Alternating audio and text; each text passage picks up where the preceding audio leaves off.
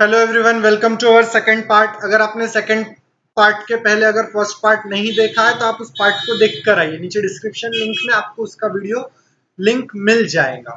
आज इस पार्ट में हम लोग पढ़ने वाले हैं practical MCQ on the salary basis की, जिसका पहला पार्ट हम ऑलरेडी कंप्लीट कर चुके हैं। Here is your first question. The direct tax is dash in nature. Direct tax किस तरीके का रहता है? प्रोग्रेसिव, रिग्रेसिव, बोथ या नहीं? तो अगर आपने मेरा पहला वीडियो देखा है तो आपको पता होगा कि डायरेक्ट टैक्स ये प्रोग्रेसिव इन नेचर रहता है। Means it's simply a progressive in nature. याद हो तो मैं आपको बता दूं, हमने लास्ट क्लास पे ये चीज देखी थी। यहां पे देखिए, progressive in nature and regressive in nature. अगर आपसे डायरेक्ट टैक्स पूछा जाए तो वो प्रोग्रेसिव रहता है, और यदि इनडायरेक्ट टैक्सेस की बात की जाए तो वो रिग्रेसिव इन नेचर रहता है, जिसको हमने लास्ट वीडियो में बहुत अच्छे से समझा के दिया था। तो here is next question. Practical basis का क्वेश्चन है तो आपको रूल पता रहना जरूरी है। Running allowances is exempt up to 50% of the received value. अगर आप लोगों को रूल पता है तो आप बड़ी आसानी से बोल सकोगे कि सर इसका आंसर फॉल्स है, ये झूठा स्टेटमेंट है, ऐसा कोई स्टेटमेंट नहीं रहता है। हम रूल्स की बात करें तो ये फॉल्स क्यों है, तो आपको पता रहना चाहिए कि रनिंग अलाउंसेस में एग्जाम्शन अप टू 70% रहता है अमाउंट रिसीव्ड, या तो फिर मैक्सिमम लिमिट है 1,10,000 की। ये दोनों में से विचएवर इज लेस। अगर आपका 70% अमाउंट कम है तो उसका डिडक्शन मिलेगा, और यदि मैक्सिमम 70% 1,10,000 से ज्यादा जा रहा है तो फिर मैक्सिमम आपको 1,10,000 तक का ही डिडक्शन दिया जा सकता है। उससे ज्यादा डिडक्शन आपको मिल नहीं सकते हैं। So let's see the next question. An individual receives a salary of 14,000 per month, to which he contribute 15% to recognized provident fund and his employer contribute 14% to recognized provident fund. He is provided with a rent-free house by the employer in a town A where the population is 12 lakh. The rented value is 25,000 per annum, and also he received a bonus of 12,000. The amount of interest credited to his PF account is 9,000. The rate of interest is 9%. Taxable salary of the person. आपको इस इंसान की taxable salary calculate करके बतानी है कि इसकी taxable salary कितनी है करके। क्वेश्चन भले ही आपको बहुत कॉम्प्लिकेटेड लग रहा हो समझने में, लेकिन आप बड़ी आसानी से इस क्वेश्चन को सॉल्व कर सकते हैं। आपको ज्यादा टाइम वेस्ट नहीं करना पड़ेगा। So here is the answer. देखिए, सबसे पहले तो ये चीज पता कर लिए कि आपको क्या पता करना है, टैक्सेबल सैलरी बतानी है। अब सैलरी में क्या क्या इंग्रेडिएंट्स आते हैं? सबसे पहले उसकी मंथली सैलरी कितनी है? 12,000 पर मंथ, तो 14,000 per month. So 14,000 per month into 12, it will stand for 1,68,000। 14,000 एक महीने के, तो 12 महीने की 1,68 सैलरी मिल गई उसको। ही कॉन्ट्रीब्यूट, ही यानी वो खुद कितना कॉन्ट्रीब्यूट कर रहा है? 15%। मैंने आपको कल के वीडियो में भी बताया, हम खुद जितना चाहे उतना कंट्रीब्यूट कर सकते हैं, लेकिन हमारा बॉस, हमारा एम्प्लॉयर, वो सिर्फ 12% ही कंट्रीब्यूट कर सकता है। ये हमने कल के वीडियो में भी डिस्कस किया था। तो हमारा एम्प्लॉयर कितना कंट्रीब्यूट कर रहा है? 14%।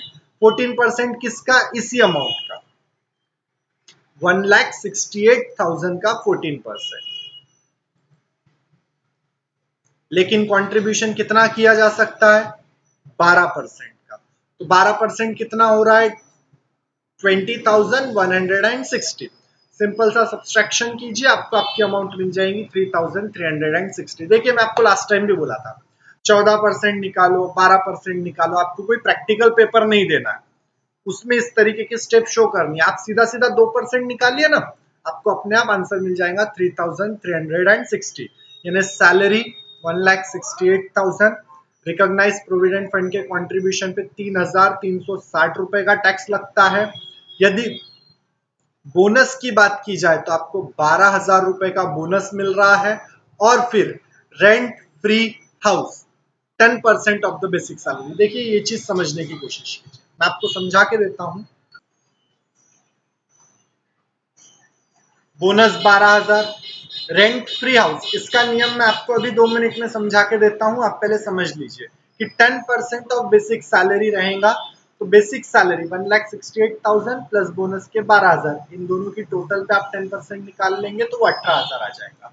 वो 10% लिया कैसे है मैं अब भी बताता हूँ आपको 5 मिनट में। ये चार अमाउंट 168, 3,360, 12,000 और 18,000 चारों की टोटल कर लोगे तो आपको आपका आंसर बड़ी आसानी से मिल जाएगा 2,01,360। अब सबसे इंपॉर्टेंट कंसेप्ट समझिए जो पेपर में आपको पक्का मार्क देके जाएगा। दो अलग अलग है, एचआरए अलग है और रेंट फ्री हाउस अलग है, दोनों में फर्क समझिए।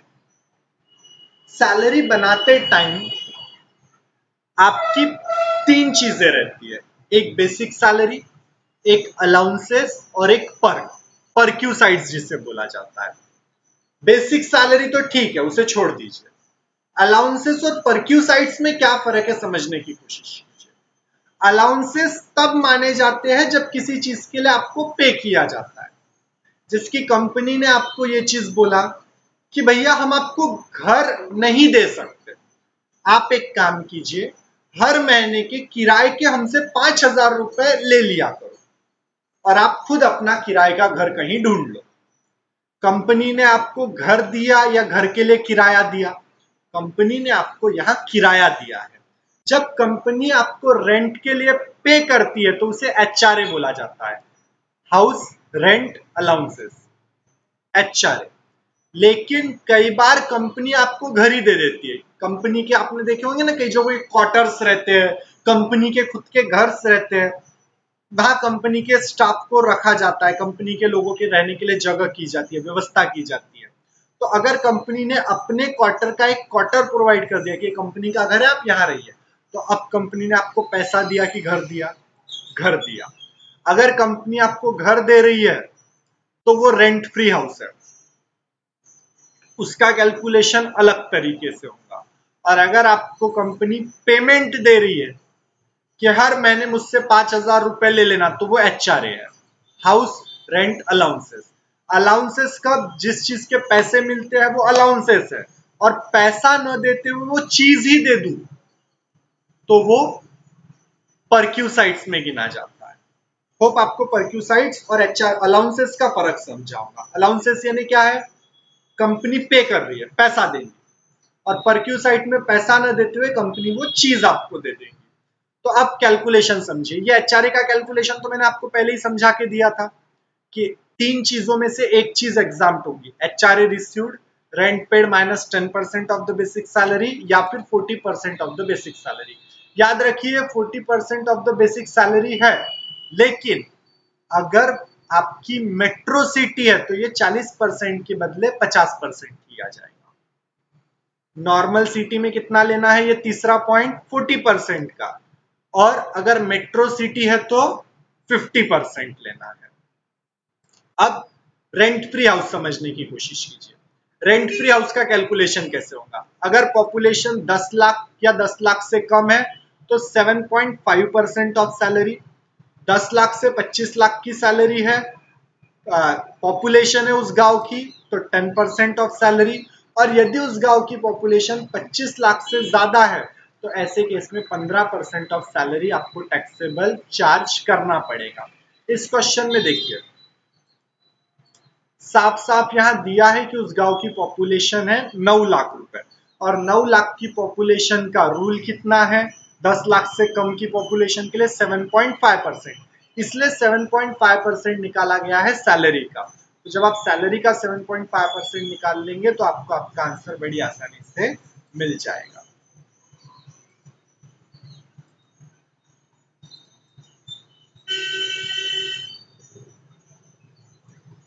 Next question,